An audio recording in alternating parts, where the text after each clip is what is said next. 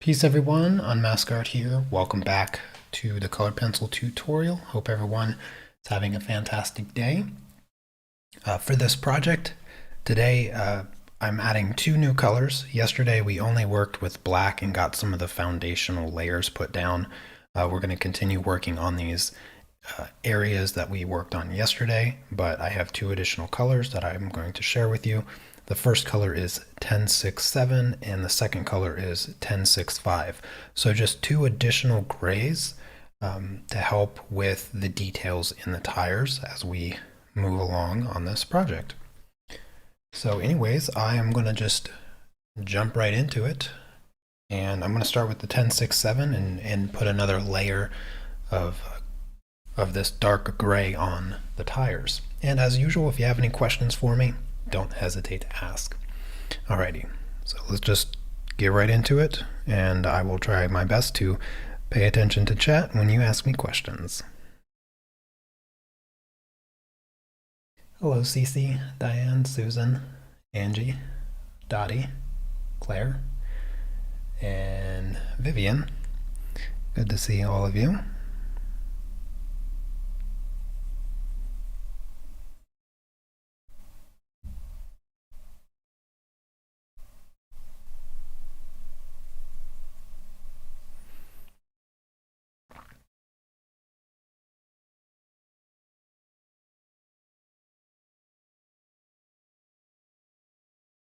And just like yesterday, I'm not pressing hard with the pencils.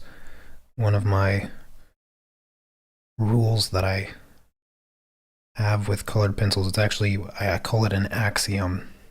The first axiom of colored pencils is to never press harder than what is necessary for the color to show up.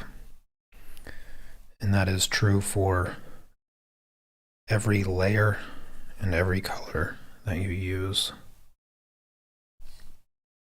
You just get better results taking your time.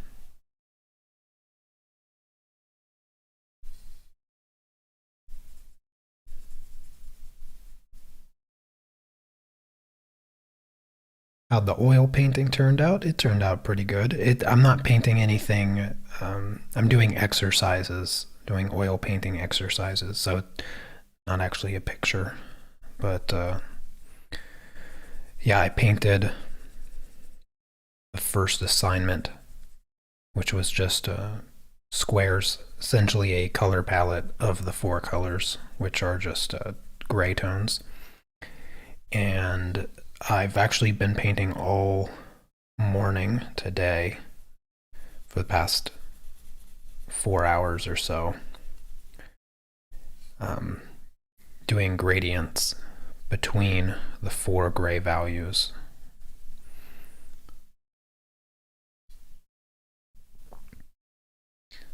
The context of that oil painting will come later, but it was fun. It was fun to work through the projects so far, and I got more projects that I will be having to work on. And once I finish, like I said, once I finish these projects for the sponsorship, I'll take those same four gray tones and do something original one day. Just hang out and paint and chat with all of you.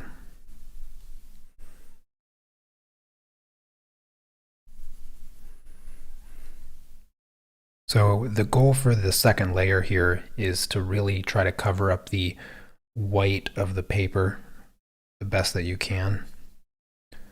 Still be blending with solvent, so that will also help finish covering up the little specks of the white paper showing through. So no worries there. It actually shouldn't take as long to finish filling all this stuff in for layer 2. Layer 1 is the one layer that always takes the most amount of time because you're sort of figuring out where the colors are supposed to go and trying not to go outside of the lines, but layer 2 is usually much quicker. And so hopefully by the end of today, our actual tires will be complete. That's sort of my goal for today.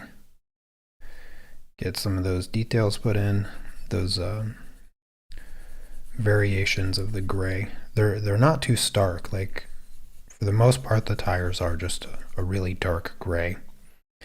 And then you can see a little bit of texture and a little bit of detail in them. But for the most part, they're just very dark.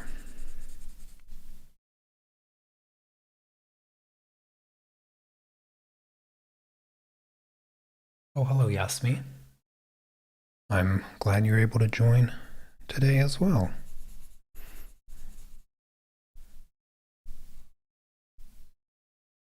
What do I use for solvent? I use Zest-It. That's my current solvent. If you had asked me a year or so ago, I probably would have had a different brand. But as I mentioned yesterday, the brand that you use is pretty insignificant. I just recommend that you find a solvent that doesn't bother you as far as the smell goes.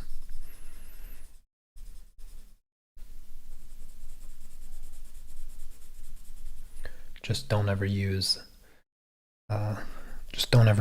oil, baby oil, because that is still floating around as a recommendation. And I've been trying for several years now to make sure that I always remind people not to use baby oil to blend their colored pencil projects with. Faber-Castell is part of the problem with that. They even recommend baby oil in their information pamphlet in their polychromos pencils. I couldn't believe it when I saw it. Thought it was the most ridiculous thing. That's probably the worst contributor to the baby oil colored pencil blending pandemic is Faber-Castell having it in their info sheet on when you buy their pencils. But other than that, there's of course several YouTube videos out there that talk about using baby oil, and it does work. Like, it will blend your pencils, but just because something blends your pencils doesn't necessarily mean that you should use it. I'm sure, I don't know, hydrochloric acid would also blend your colored pencils, but I wouldn't recommend using such a harmful chemical for such thing. You can use just about anything to blend colored pencils realistically, but what works the best as far as taking care of the paper, well, that's just going to be regular solvents and, the odorless mineral spirits and Zest-It and stuff like that. Stuff that dries and is archival.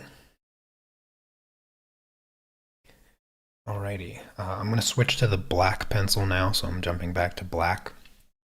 These areas here, even this tire is darker than these tires since it's under the car and on the backside, not getting hit by as much light.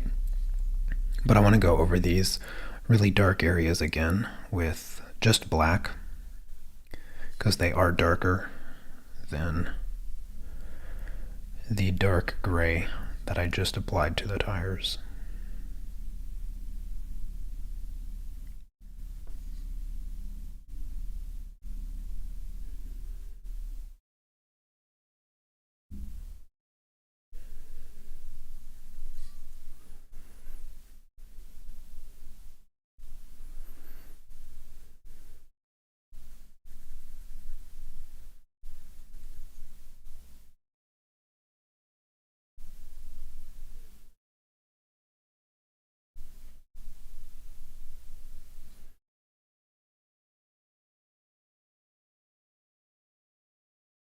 Am I planning on doing more cars in the future? No, no.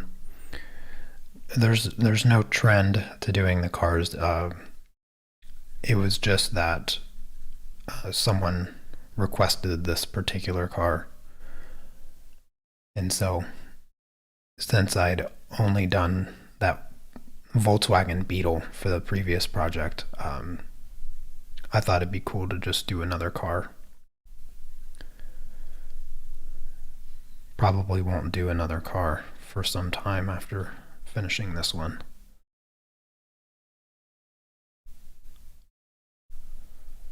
I just like to do the specific requests that I get from art club members. I try to do as many specific requests as I can,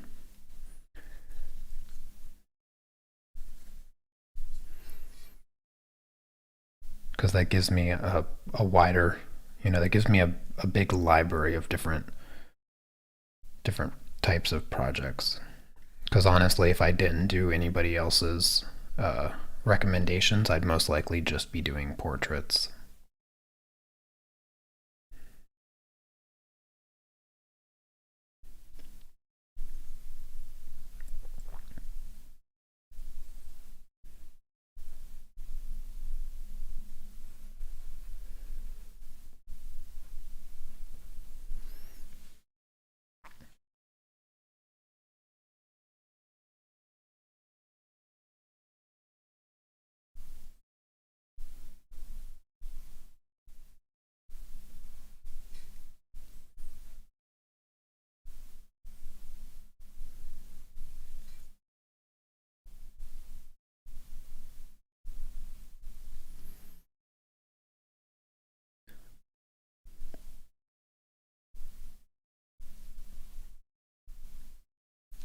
Remember not to press too hard.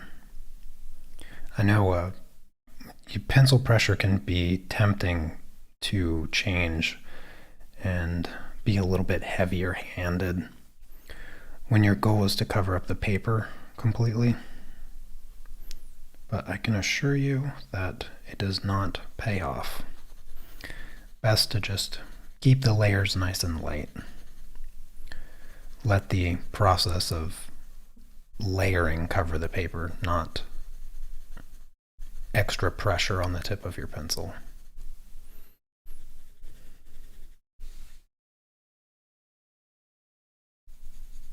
I usually try to reiterate that several times, just as a friendly reminder.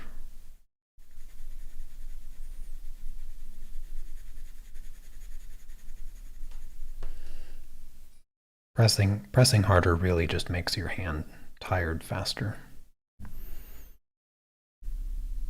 And it can damage your paper. That's probably the two primary reasons. The most important reason is that you don't want to damage your paper. Because if you think about it, if you press really hard into the paper with like anything, say your fingernail, you kind of indent the paper with your fingernail, you'll find that you won't be able to color in that gap. The pencil won't reach to the bottom of that sort of scratch that you made, and so you'll see this visible scratch. Well, the same is true with the tip of your pencil. If you press too hard, essentially you're scratching into the paper, and it won't blend as smoothly with solvent, and you won't be able to make adjustments to that color in that specific little area.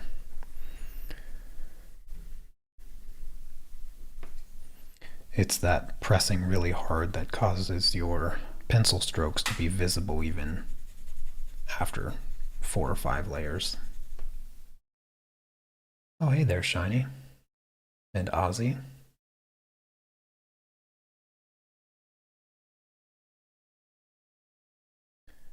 Good to see you.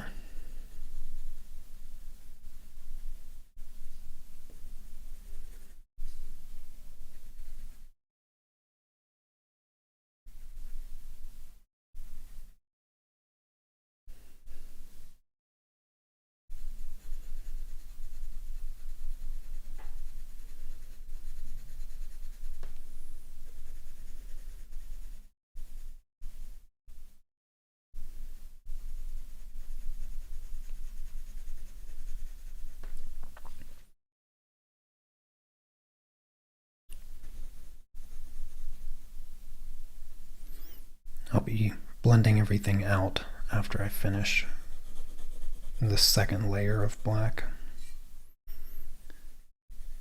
And then you should see a significant improvement with the coverage of these shapes here that I filled in. They should be very smooth. And for the black areas, they should be very, very dark.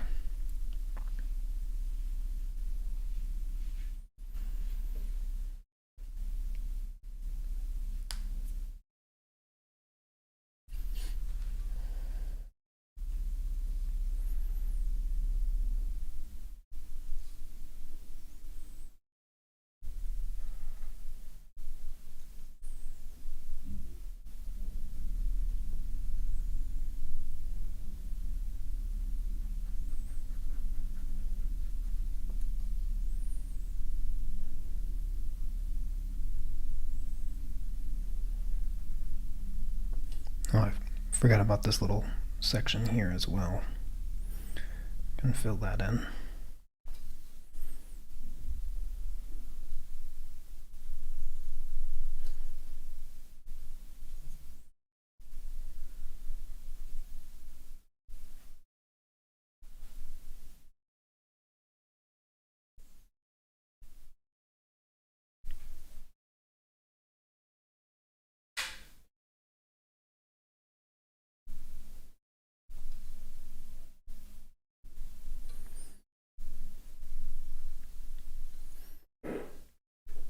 Anybody have any questions for me?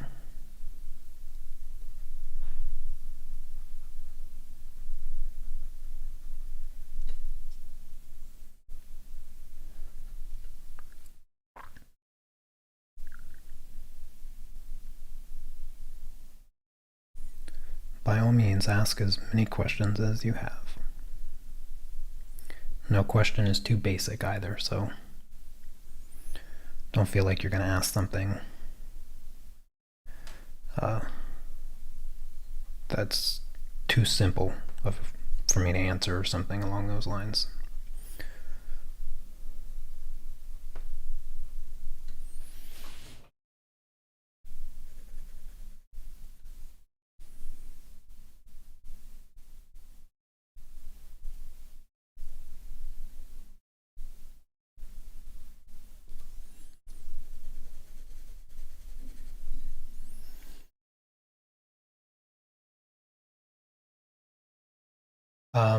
Wow, suggesting hand sanitizer to blend color pencils.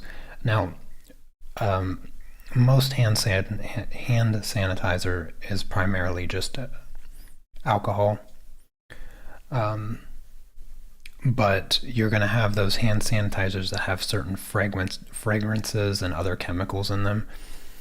And I cannot promise you that those other chemicals are going to not discolor your paper. In fact, I would bet that in some degree you can just assume safely that they will affect your paper and potentially alter the color of it. So I would highly recommend you avoid hand sanitizer. There's no need to kill 99.9% of germs in your color pencil work. So until that's necessary, I recommend just ignoring those ridiculous suggestions. Color pencils don't get diaper rash, so they don't need baby oil. They don't get sick, so they don't need to be sanitized.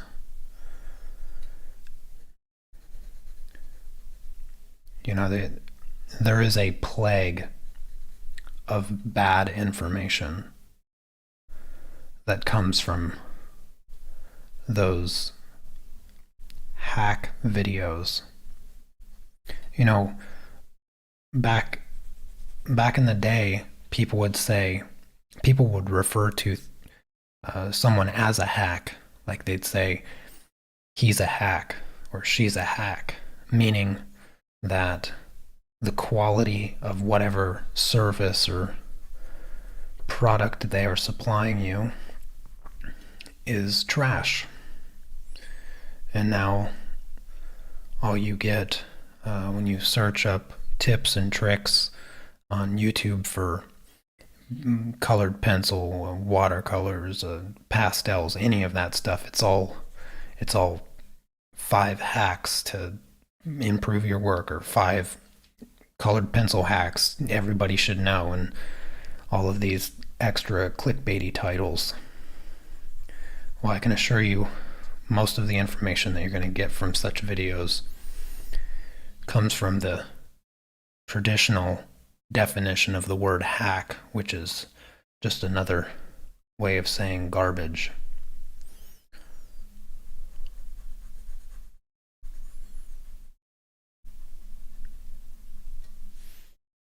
How many different brands of colored pencils have I used? I have used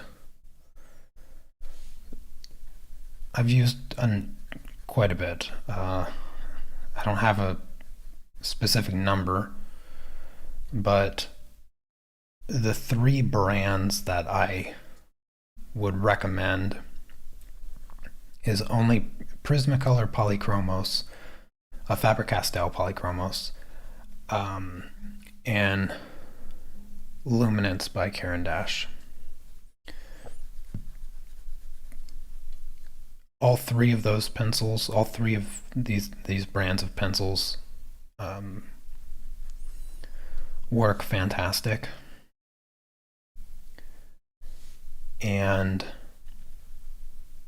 I specifically only use Prismacolor for all of my tutorials and lessons and stuff, because Prismacolor is the least expensive of those 3 brands, and they work great. They work wonderfully.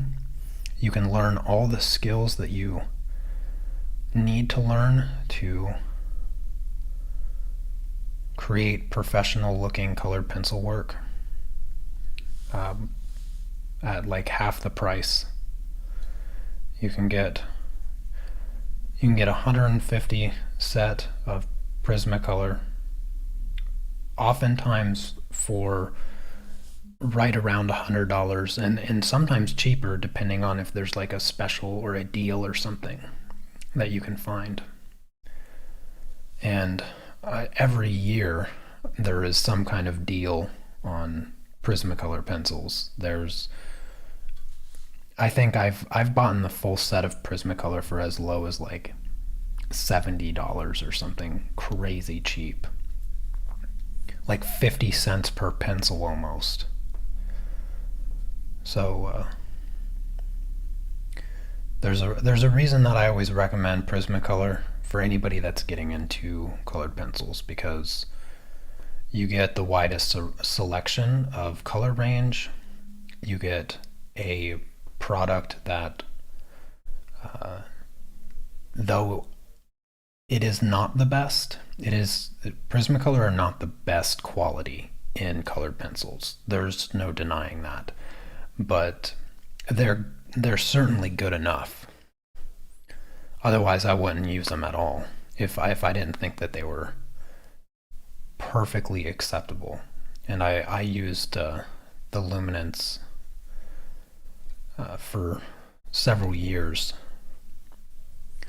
and I can honestly say that the difference is small. The difference between the 2 brands is not that significant. Certainly not significant enough for me to expect everyone to go out and spend $400 on half the number of pencils to get the Luminance set. Oh, hey there, Chrissy.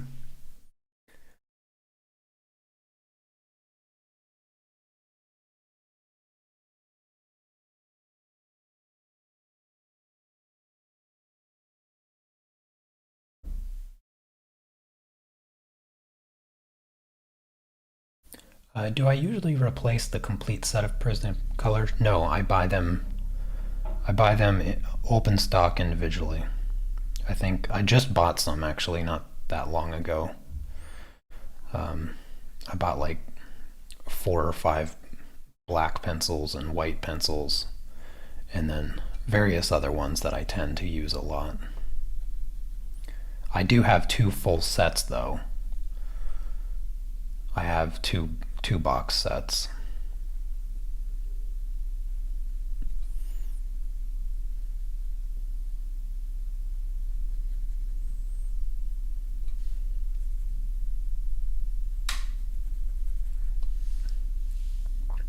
Prismacolors last a really long time. I used my first set of Prismacolors was actually the 72 set, and I used that set without replacing a single pencil. I used that set for I think 2.5 years or something. Quite some time. I still have it too. I still have that first original set.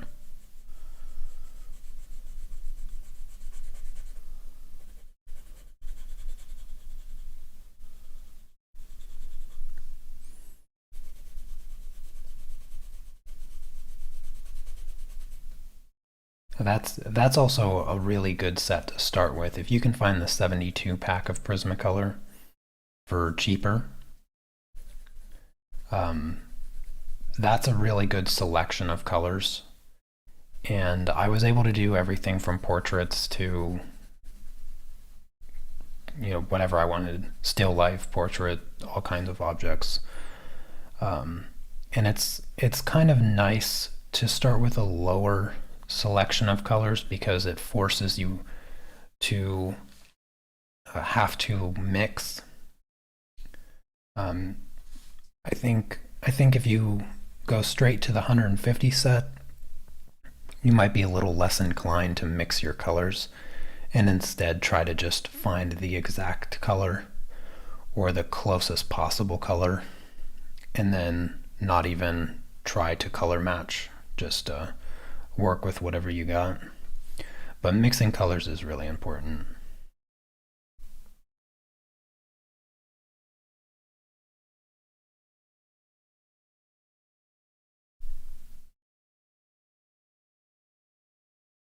No, the shine that you're referring to, Dottie, is due to the material that the colored pencils are made out of.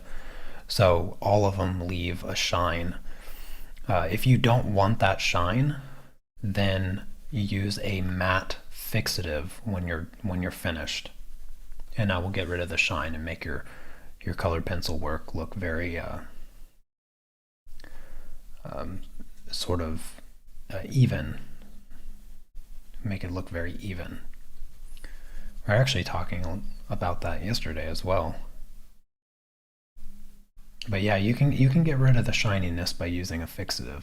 You just have to deal with it while you're working.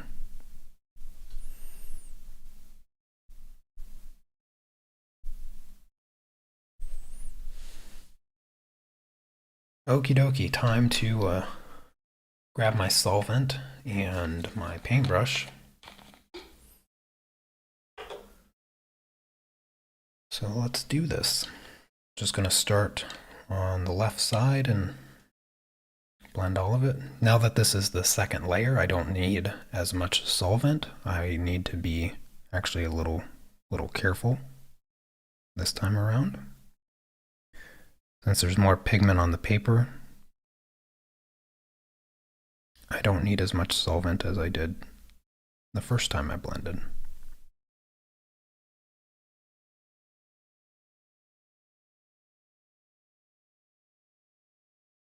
You'll start to see all the little texture marks disappear. Everything will become very, very flat and even.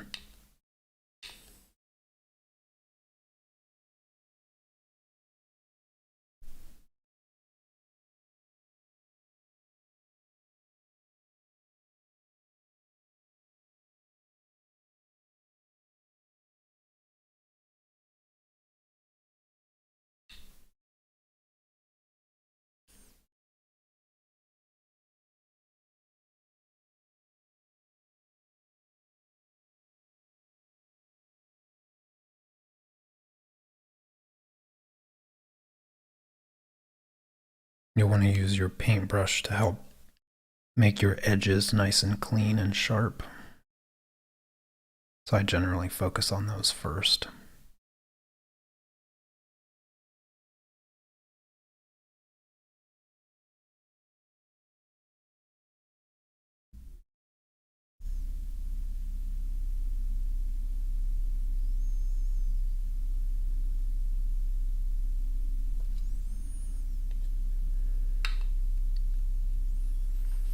Oh, hey there, Barbara. Good morning.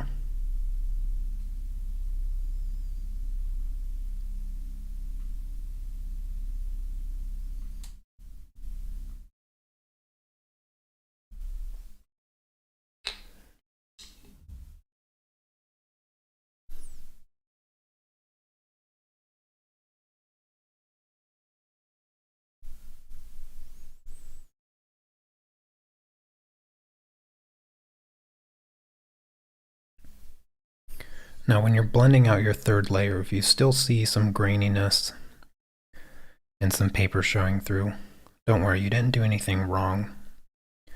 Sometimes it takes more than 2 layers. Oftentimes, I'd say it takes more than 2 layers. So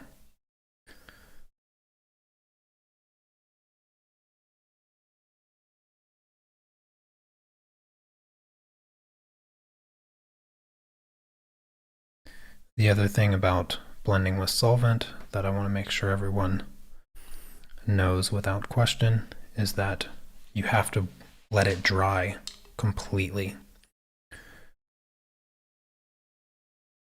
And I always let mine dry longer than I even think that it needs to.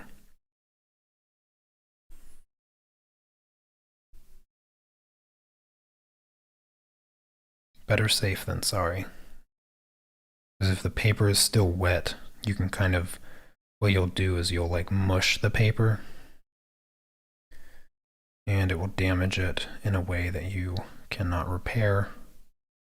So it's just always best to give it more than enough time to dry.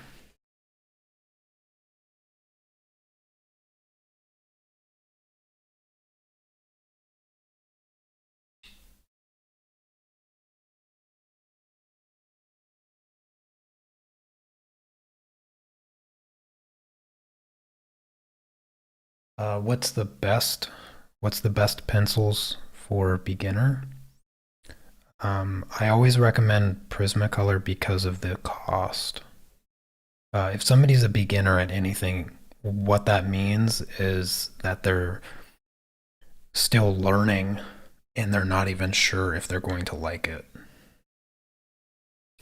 Beginners generally don't have the experience to know whether or not they will like colored pencils because some people they don't like colored pencils. Totally understandable. They're a slower medium. It does take a long time to fill things in and all of that. Some people don't like blending with solvent with colored pencils, and solvent blending I think it's not 100% necessary, but it goes a long way. It really helps speed up the whole process significantly. And since colored pencils are much slower medium, it's just one of those things that some people end up not liking. And so I always recommend the most cost-effective products. Of course, you can always go with a smaller set of pencils, like a 12-pack of polychromos or something like that. I will say that polychromos for a long time I did not like. And the people often describe Prismacolor as wax-based and polychromos as oil-based. And there is some truth to that, but the reality is like the density and the mixture, both are both have wax, both have oil, but the ratio of wax to oil, if you go more towards the oil side, then you get the harder translucent pencils like Polychromos and Pablo.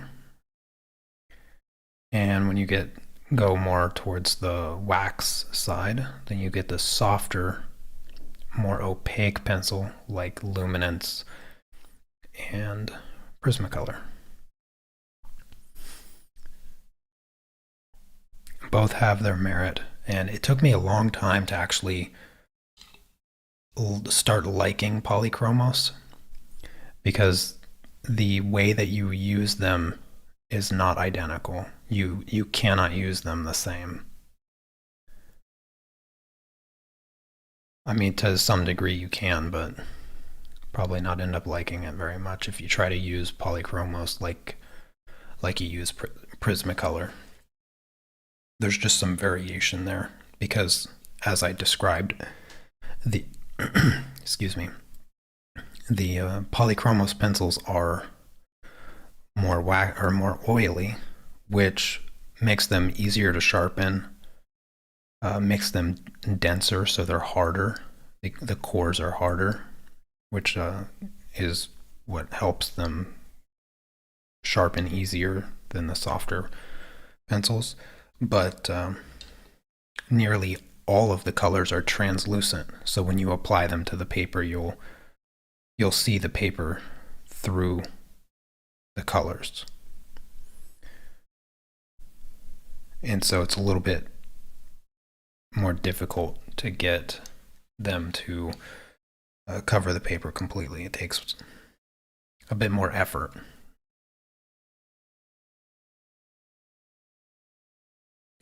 But the one thing that I ended up really, really liking about the Polychromos is that you can actually use them like graphite and blend them with a paper blender.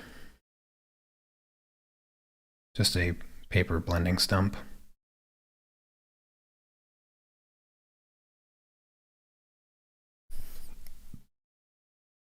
The solvent I'm using is Zest-It.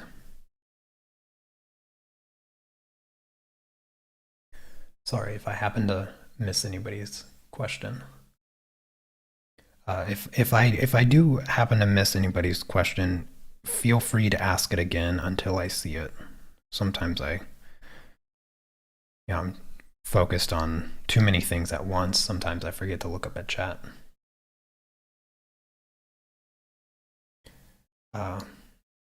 What kind of goal plans does everyone have for the upcoming season or upcoming year? I don't have any. I don't think I have really any specific goals in mind. Art related, really. Just gonna keep plugging away with the art club and all of the projects. By the end of this year, I think I would have done somewhere around 40 projects. If I keep this pace up, I might have somewhere around like 40 projects that I've done this year, which that's a lot of projects. That's all I can really say about that. So try to keep that same thing up. I will be finishing a chess tournament, the first week of the new year. Depending on how that tournament goes, hopefully I'll play some good chess. But I suppose, I'll be looking out for more tournaments in 2022. Maybe I can get up to 1700. That'd be kind of cool.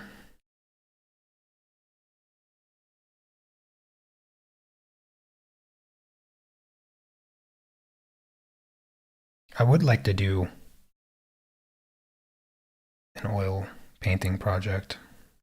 I have a panel that I've had for a long time. I wouldn't mind trying to get a another personal project done in the new year.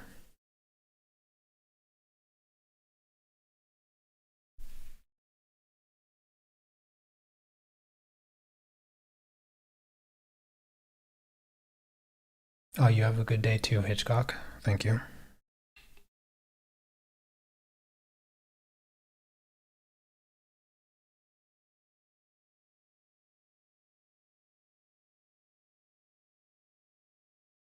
Will I be continuing this on my channel here or the art club? I will. This you'll see this entire project here on YouTube. The way that I'm considering a transition is that I will live stream all of the art club projects publicly for the first go. But when I finish live streaming, just like yesterday, um, the project, this live stream will no longer be public. So you can only come by and view it and hang out when I'm actually live. You won't be able to go back and rewatch it unless you join the art club. So that's what I'm thinking I'm going to do for both the colored pencil and pastel projects from now on. So if you come by every day that I'm streaming, which is Monday through Thursday, by the way, um, then you can always catch the projects live. And then if you want to actually use the reference photo and the line art and rewatch the lessons, then you'll just have to jump into the art club.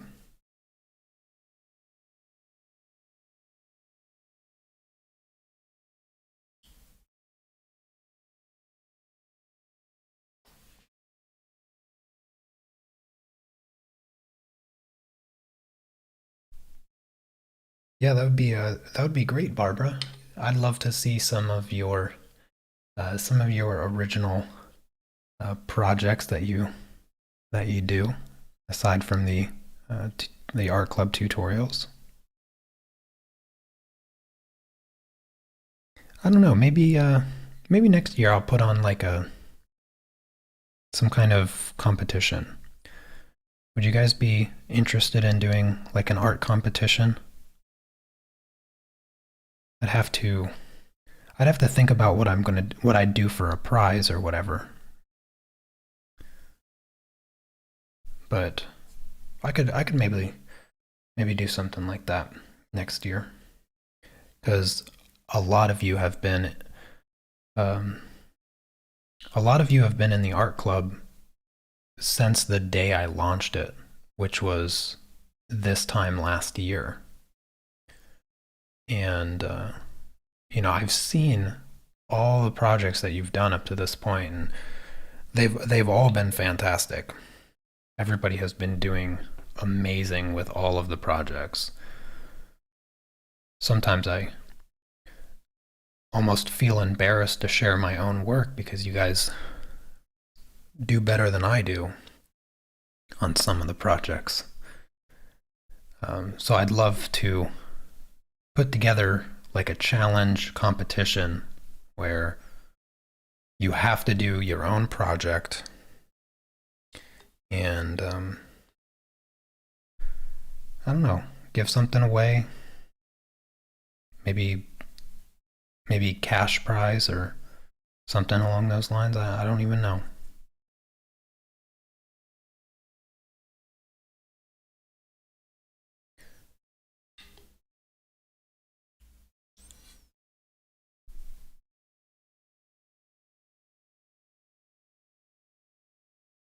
Yeah, maybe I'll do a colored pencil and a pastel competition so that like two competitions simultaneously. So a pastel one where you can do pastels and then colored pencil one, and you can participate in both competitions if you want. You can do two projects. I think maybe like a 6 month time frame. I think that's probably fair for everyone.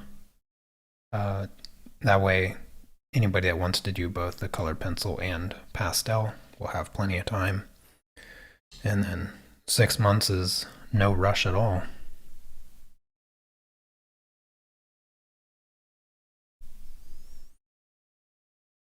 What would you guys like for prizes?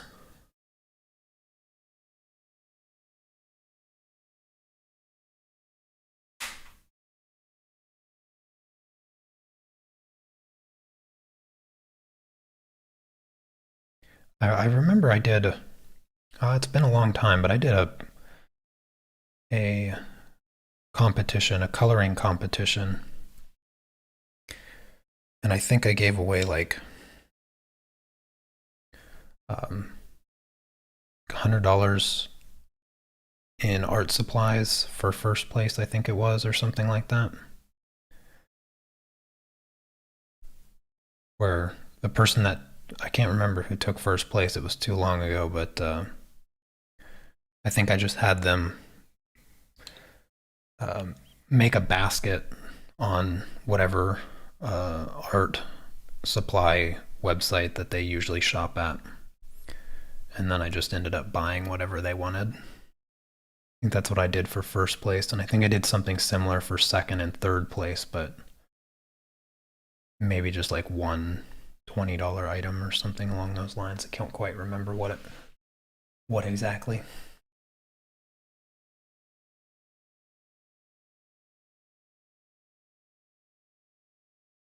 My art as a prize. I suppose I could manage to give away a couple pieces. I mean, either I give them away or they just get dusty in my drawer, because that's where everything sits currently. I have a lot of stuff hanging up on my wall behind me because I'm too lazy to put it in my drawer. Because I have to dig everything out to put the pastel projects away. I think I got four pastel projects still hanging on my wall for like months now.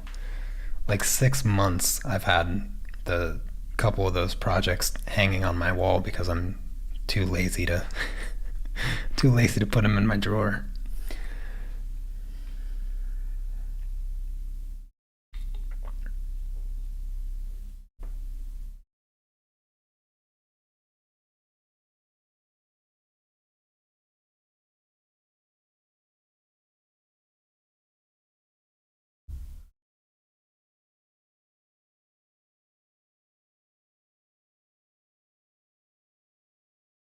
Send everyone a print of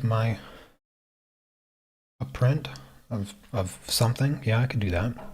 I mean, yeah, I might as well participate in the contest as well, right? I might as well do something fun and original during everyone else's time. That does sound like a good idea, actually.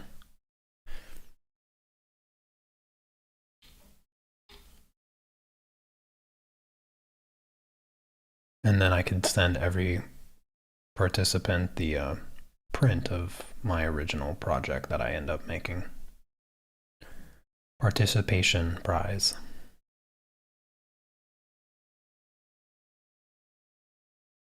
Probably won't end up doing two. Probably just do one project. Not a colored pencil and a pastel project. But yeah, that does sound fun.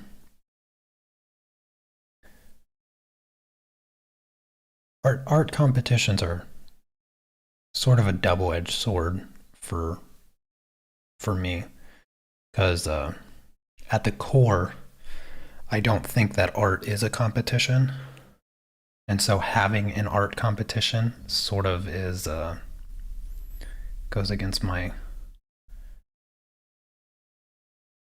idea of what art is. But at the same time, I understand the non-art aspect of the competition as well. So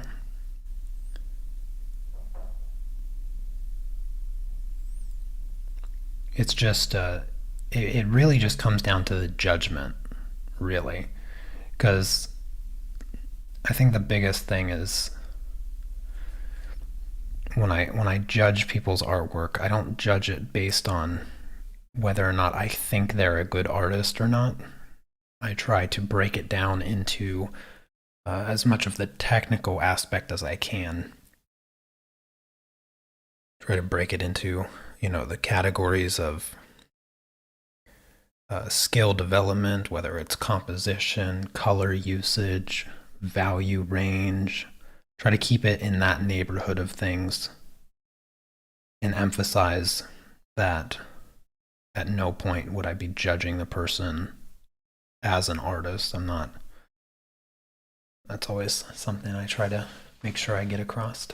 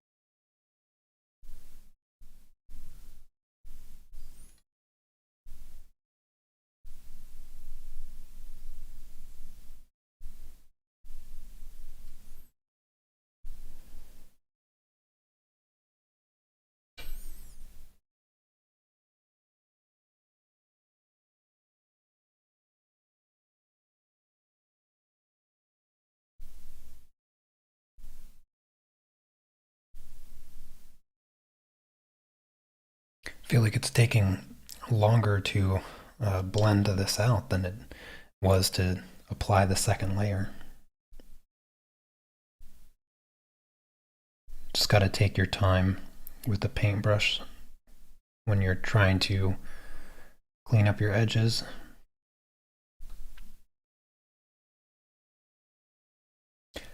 Oh, yes, Diane, we were talking about a competition for next year.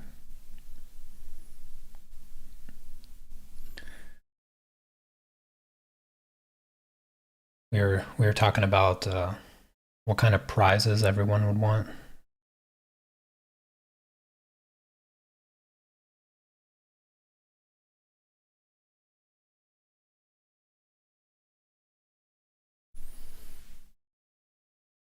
Yeah, I think I might do it. I think I might do it.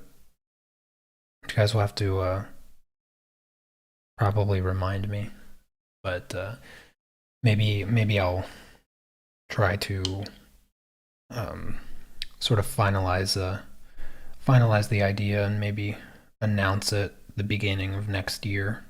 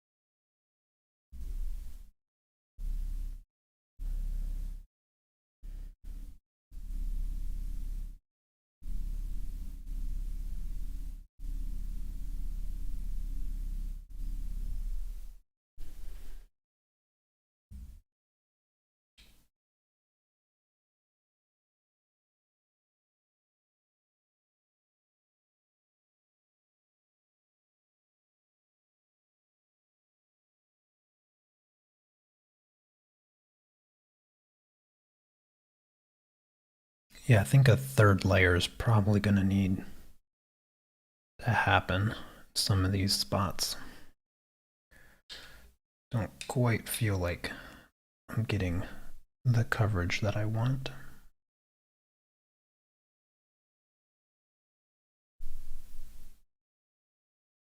Although it looks pretty good on camera. Looks pretty dark.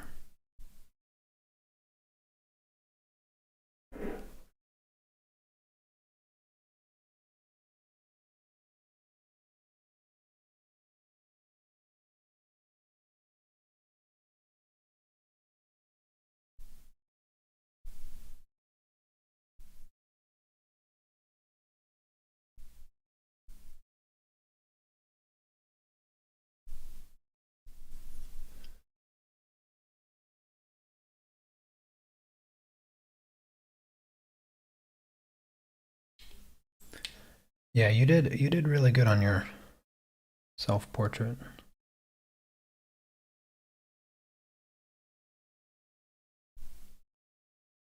It's always nice to get out of your comfort zone. Hopefully, this car project and the previous car project with the colored pencils got a few of you out of your comfort zone. I don't feel like I see very many car drawings, to be honest with you, when it comes to colored pencils anyway. Animals seem to be the most common subject. Lots of cats and dogs I see all the time.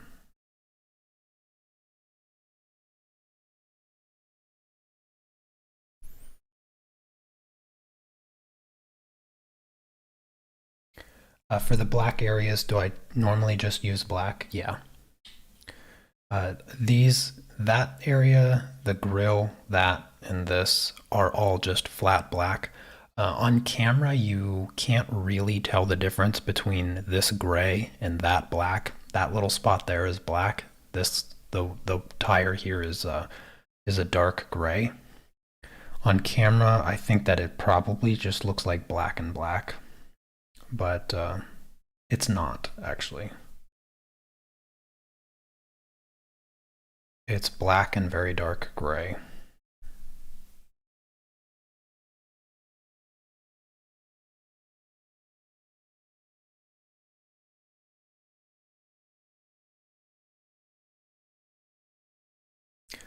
Could you ask with the blending solution? Yeah, so I'm using Zest It. This is what I'm using as my solvent for blending.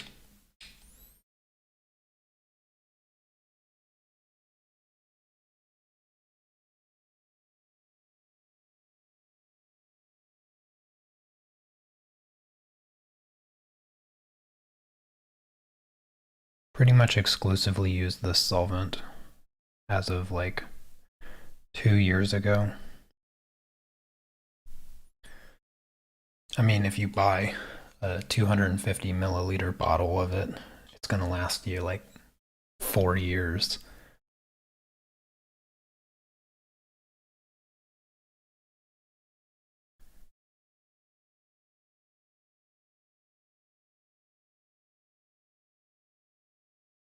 I think I had I think I had a bottle that was like maybe 300, 400 milliliters or something. And I I used that bottle for so long. So long. Like 4 years or something. And I spilled it. Like I spilled a good portion of the solvent out of the bottle. It has still lasted me 4 years.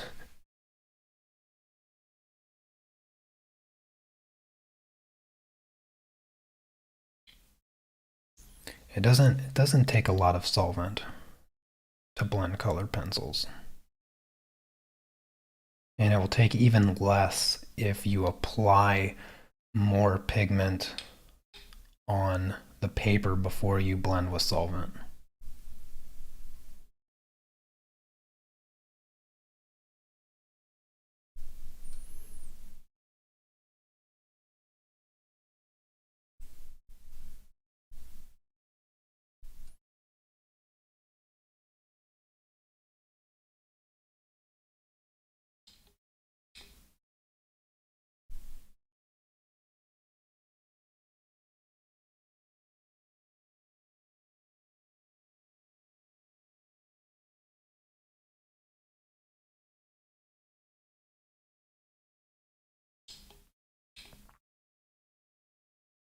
Yeah, it would have looked like the tire and stuff would have looked gray yesterday because a lot of the white of the paper was showing through. And of course, black and white make gray when they mix. So that's why it would have looked gray yesterday, even though yesterday I only used the black pencil.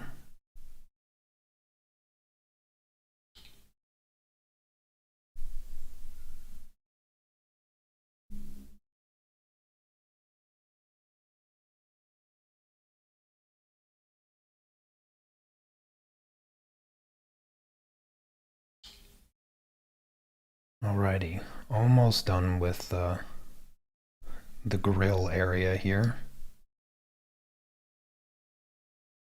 Very time consuming.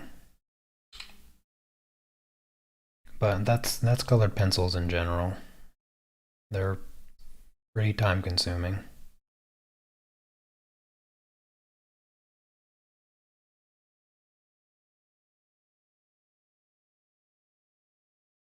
Makes it a little easier to get through when I have all of you here keeping me company.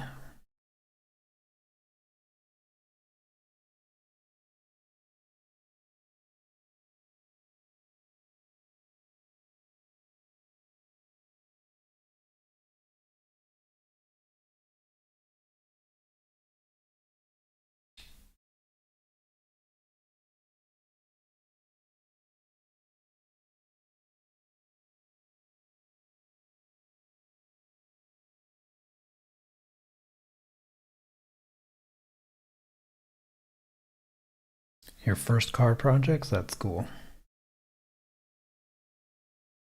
Yeah, I figured it was going to be the first car projects uh, for a few of you.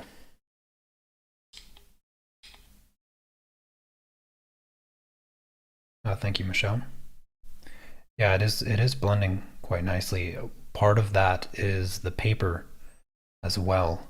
Um, the paper I'm using is Lennox 100, and it is it has become one of my favorite colored pencil papers because with using with using Prismacolor specifically, it does blend really, really well and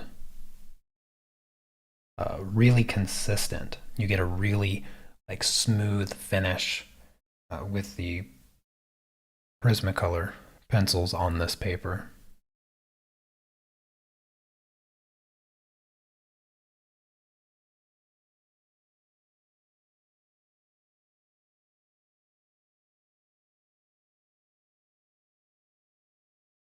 Another really good paper is the Stonehenge vellum paper as well. That's another one of my favorites. What other one is a really good paper? The Strathmore multimedia paper. That's another really good one. Has really good texture on it.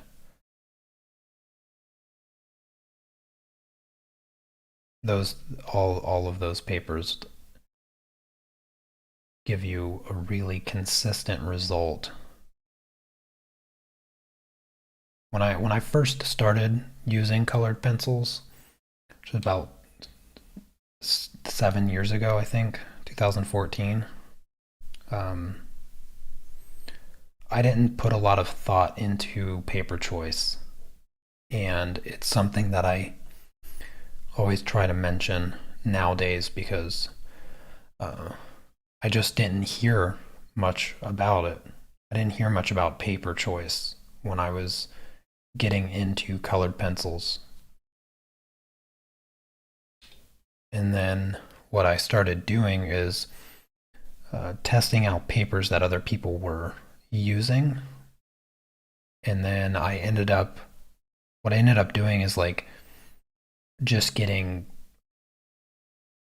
20 different papers or something ridiculous. I just tried out every paper I could and sort of self discovered the subtle differences that you get with each paper. until I found the paper that I really liked, which unfortunately isn't even made anymore. But uh, there's there's this paper here, the Lennox 100, that sort of has replaced my previous favorite paper.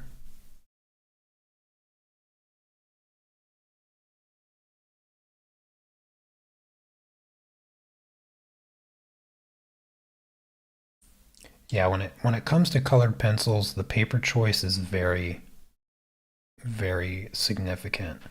And there's not a best paper. Uh, there is only your favorite. There's, like I said, there's a ton of different papers that you can use that are going to give you different textures, different looks. You're going to notice working on them feels different. And I always try to stress that there is no single paper that is the best objectively. There is no objectively best paper. There is just whatever you find to be your favorite. Whatever your favorite paper is, that's the best paper. And so I always try to encourage people to go out and try as many different papers as you like.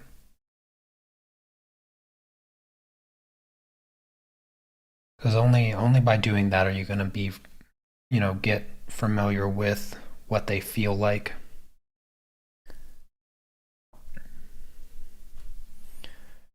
And I've done projects on all kinds of different papers, everything from pastel matte, watercolor paper, several different brands of watercolor paper, hot press, cold press, vellum, Bristol, plate, everything. And once I sort of felt the difference, saw the difference, I made my choice from there. And even though I have this Lennox paper, I'm still going to try out different papers. So it's a never-ending search for the holy grail of colored pencil paper, because you never know. There's so many different paper brands and paper types out there. You almost can't even try them all, but you can get pretty close, and eventually you'll find one that you really, really like.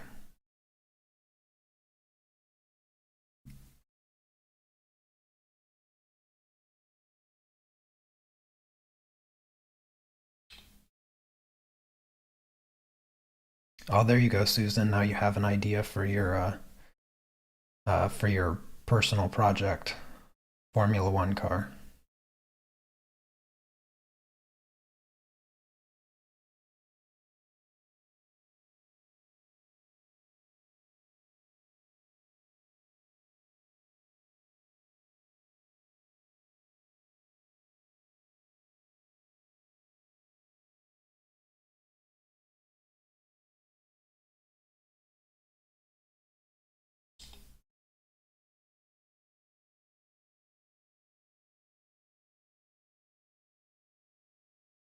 Yeah, colored pencil on pastel matte is a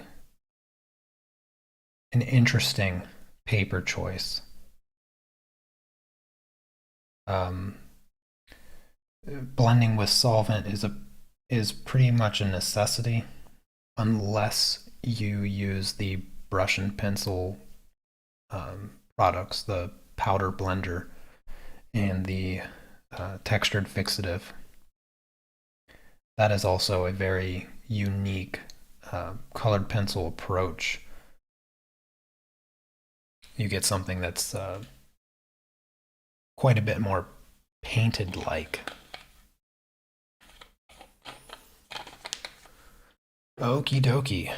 Now it's time to add in some of the texture on the tires here. So I'm going to grab the black once more. And it's probably going to look like I'm doing absolutely nothing.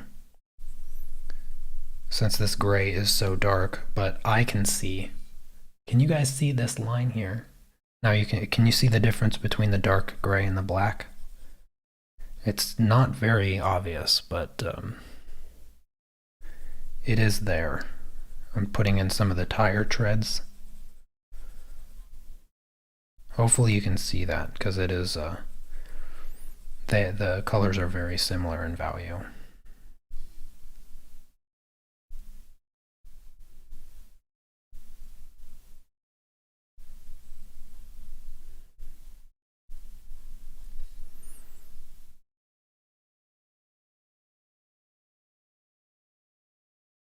Yeah, you can see it. Cool.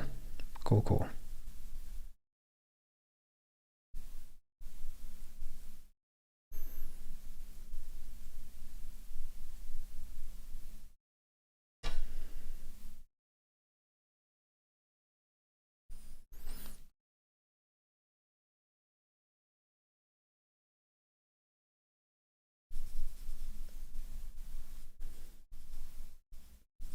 It's just some of these darker shapes in the tire here that I want to put in. And pretty subtle.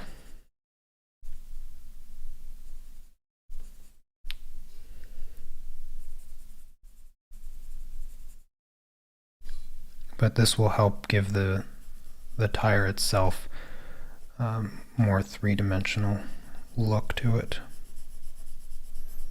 And then especially once I grab the light gray and start putting in some of the highlights.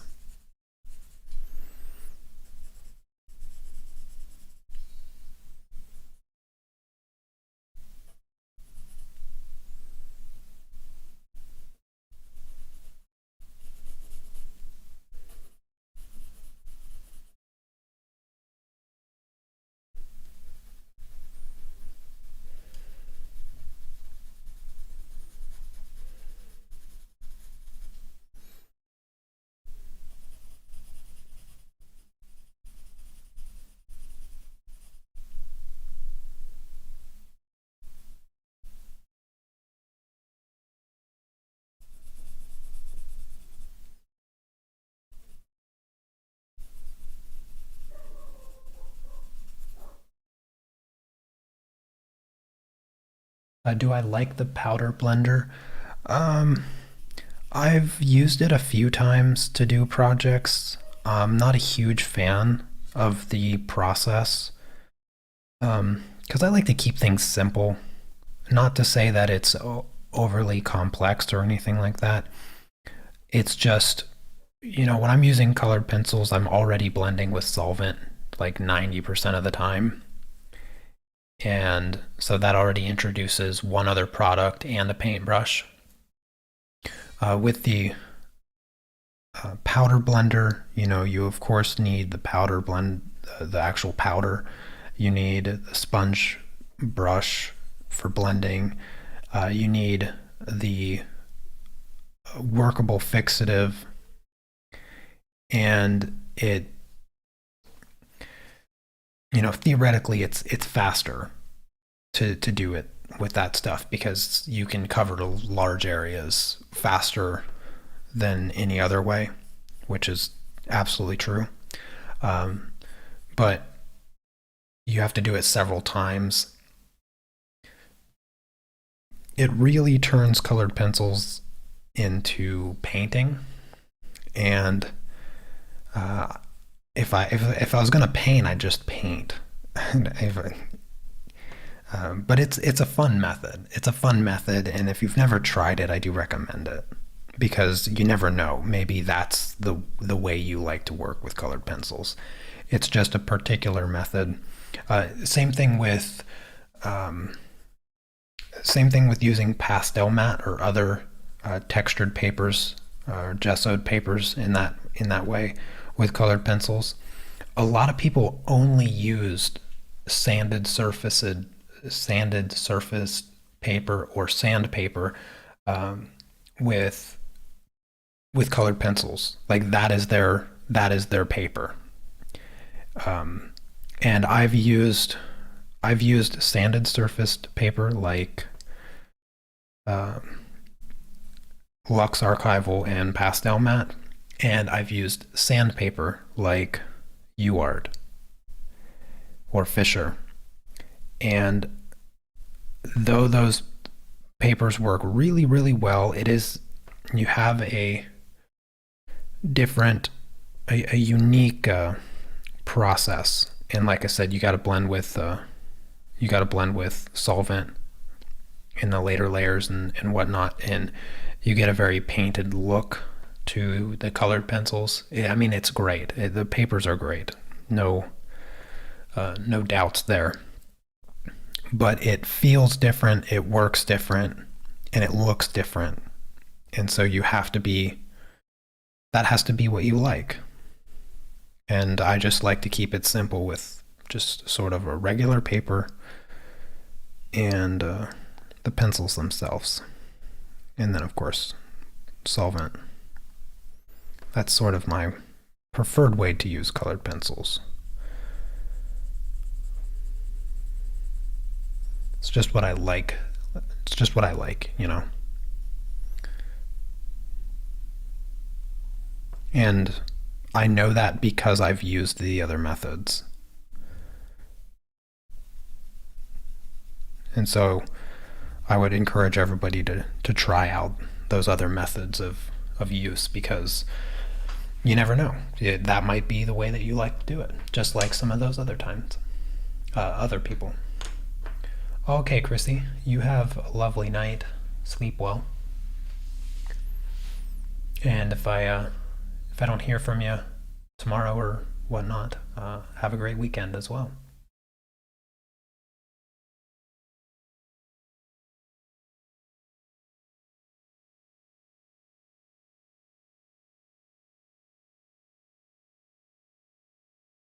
The sanded surface, actually, it's funny that you mentioned that, Sheila. You would you would think that if you use sandpaper or a sanded surface paper with your colored pencils, that you'd have to sharpen them like every single line that you make. But the reality is you actually use less pencil on the sanded surface paper because, like I said, you use solvent to blend, and the pigment spreads out a little bit easier because those sanded surface papers are initially on very smooth paper with texture on top. And so they don't absorb like they don't absorb the way regular cotton paper does, and it allows the pigment of the colored pencils to spread farther, and you can actually use less colored pencil on those papers. So that is actually a common misconception, because intuitively you would think I'm about to rub my colored pencil on sandpaper and I'm going to work it down to a nub to fill in a square centimeter, when actually the opposite is true. I have to sharpen my pencil a lot more doing just this, what I've done here, than if I were working on sandpaper. Alrighty, I'm switching colors. I'm going to my lighter gray, which is the 1065, and just going to come in here and raise some of the areas of the tire to get a little bit of a highlight. Now there are like words and letters and things on this tire. I'll sort of imply them, but I'm not going to try to write out Michelin tire on my actual drawing here, because I don't care what brand of tire it is.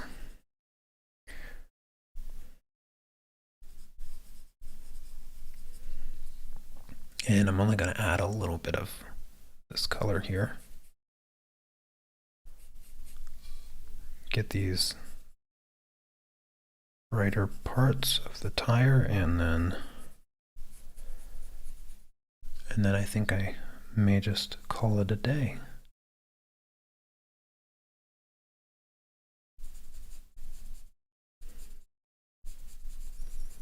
Just want to work on these tires a bit. I'm going to go ahead and fill in this top part, even though this top part is brighter than the gray that I have here. So I'm going to just do a really light layer of this and then ignore it.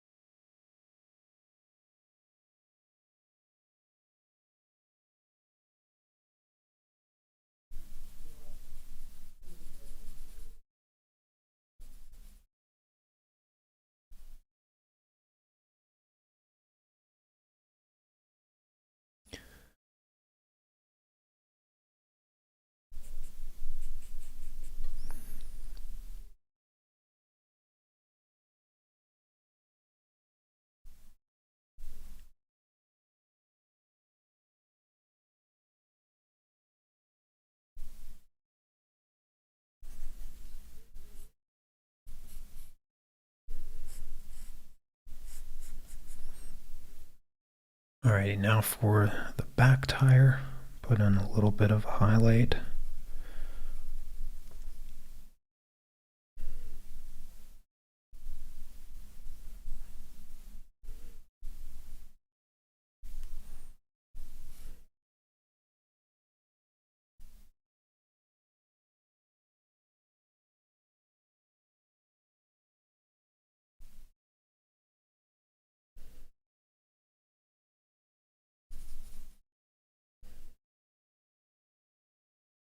Now we got some tire tread. I'm gonna grab my paintbrush. I'm not gonna actually add any solvent to my brush. I'm just gonna dry brush, kind of smooth out the tire one more time. Just a little bit.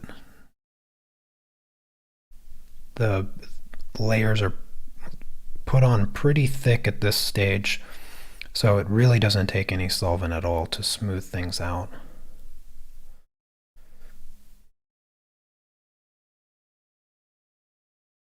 And hopefully you guys can see the difference in the values there. I could probably grab another gray, but yeah, I'm gonna grab a brighter gray. I think what I'll get is let's see here. Let's go with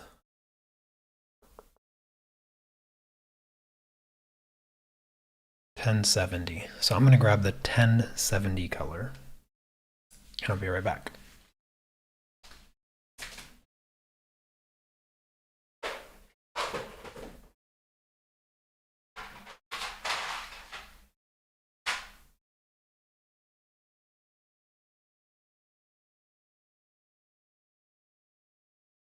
Alrighty, so this 1070 here, I'm going to use this for this bright part. So let's get these wheels done, shall we?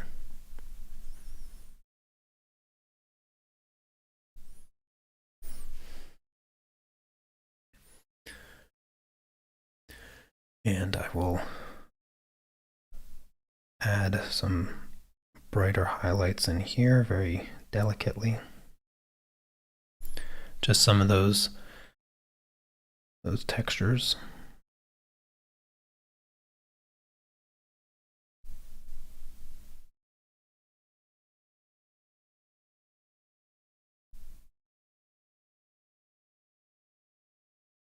Got to make those wheels look good.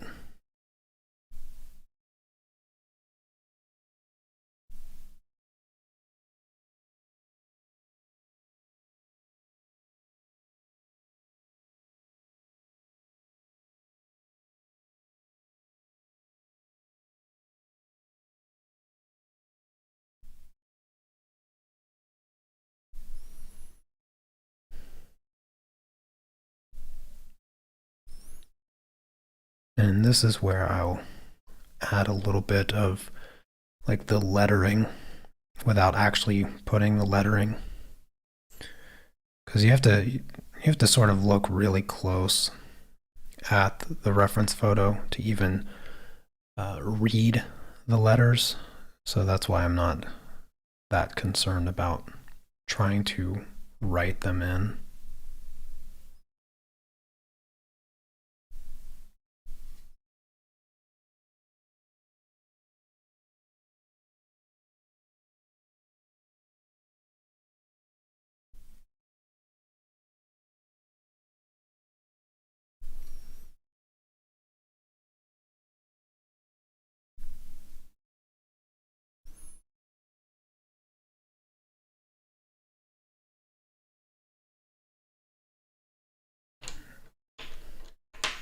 Oh, I want to do the back tire as well. There's a few little highlights here.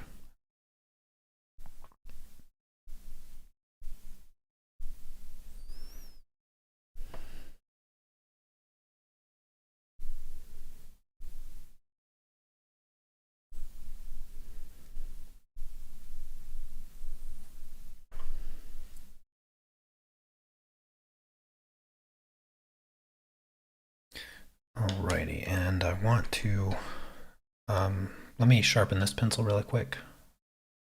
One moment.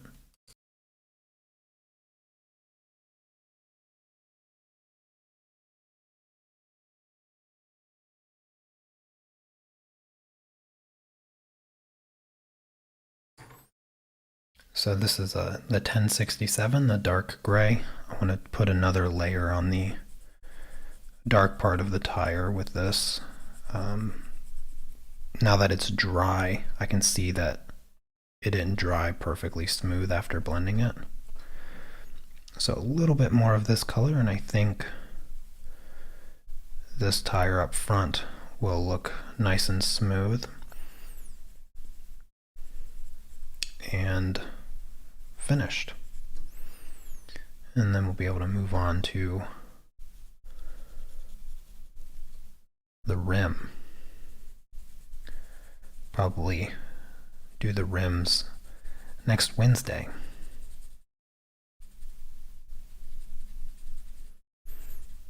So I'm going to be finishing this up here in just a minute.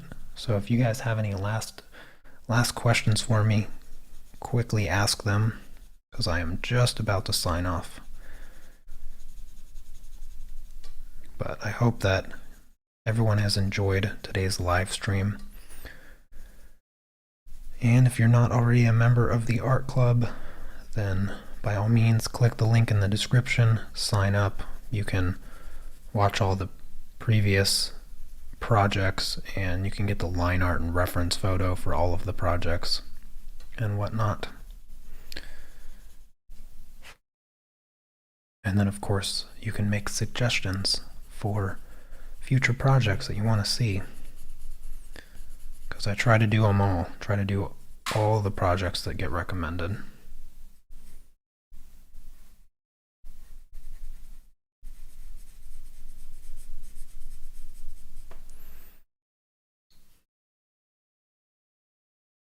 There we go, and that's a pretty good looking tire, I think.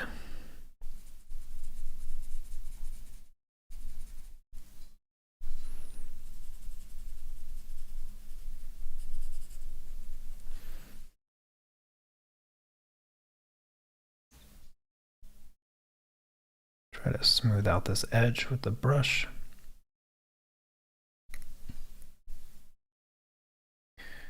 And there we go.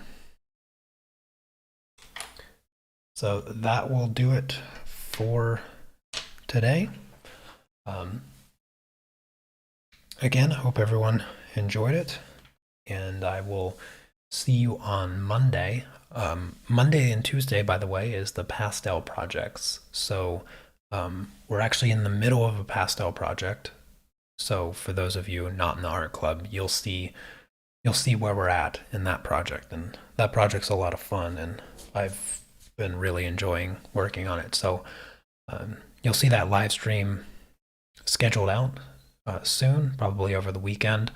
But yeah, I'll see all of you on Monday, and I hope you have a great rest of your week, and a wonderful weekend. Take care. Peace.